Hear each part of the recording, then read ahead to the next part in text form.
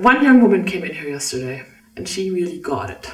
First of all, she suddenly felt that she didn't have real life skills and that learning how to build like this would be a really valuable skill and fairly easily obtained. And that reminded me of how I felt. Even though I was an architect, I didn't really know how to build a house. In theory I did, but I had no idea.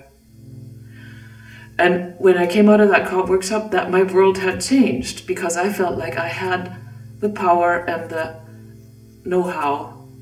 And it's not know-how, it's know-how in the hands to do it.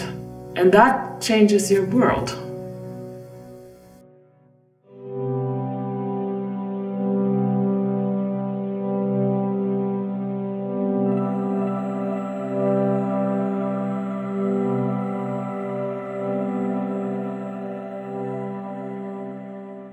It was wearing out my body, especially my right arm, and especially my elbow and my wrist, from hammering and sawing and all the noise and toxic wood and stuff, and it was just like, I was getting fed up with that part. So then when I saw that you could build without having that right armness and that poison and noise, you know, really excludes other people. You don't go up to somebody who's sawing a board and say, "Hi, what you doing?" But this whole idea of the co-op was so inclusive of people and so much easier on my body and on my nose and, you know, my lungs and everything. And then, of course, the wonderful people that it attracts just expanded my life and my experience of learning how to get along and gathering and working together. And so it ended up being this much bigger thing than I pictured in the first place, which was just like, oh, this is so beautiful, this is so cool, you know, I want everybody to do it. And then slowly it just became that I don't even care that much about the cob itself. It's the process of the people getting together and sharing and realizing that they can do what they dream, or that they can be freer of the expectations that have been put on them.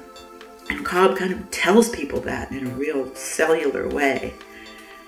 And you can watch how it affects the people. You know, at first they're kind of skeptical and asking technical questions and, you know, frowning, and then by about day 3, they're just laughing and they're covered in dirt and they're having conversations, deep conversations about what they maybe could do in their life. It seems to be a standard sort of evolution process that humans go through when they're cobbing and working together and giving up that, okay, we have to look good and clean and, you know, I'm doing what I'm doing and you're doing what you're doing, and where you just eat together and you work together and create together and make decisions together. It's just selfish. I don't do it because I want to save the world. You know, I do it because I want to save myself.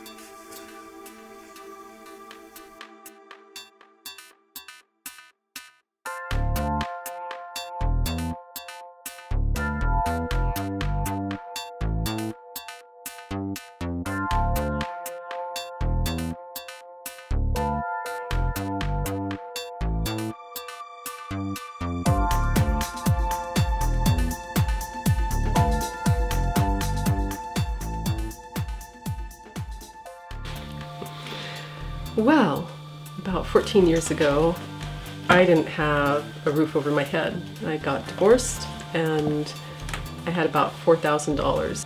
One of the things that was most important was to get that roof over our head. I was advised by friends and family to get a little mobile home and park it either here on my parents' property where I'm at or somewhere else. And I just didn't want to.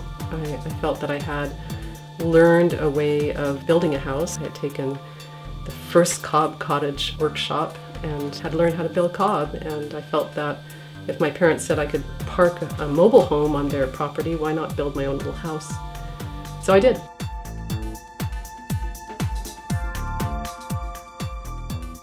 And I started building it pretty much by myself, but my parents helped with some of the woodwork.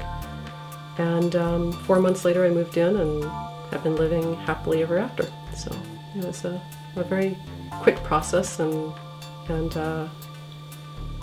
it was never regretted.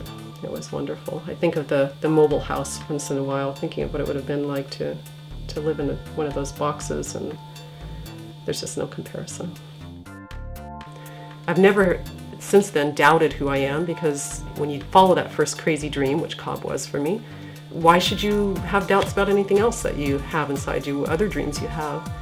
So I've tended to think that Cobb has strengthened who I am, and that strength is shown to everybody who comes and visits, you know, whether it's for a few minutes or for days, or old friends or new friends.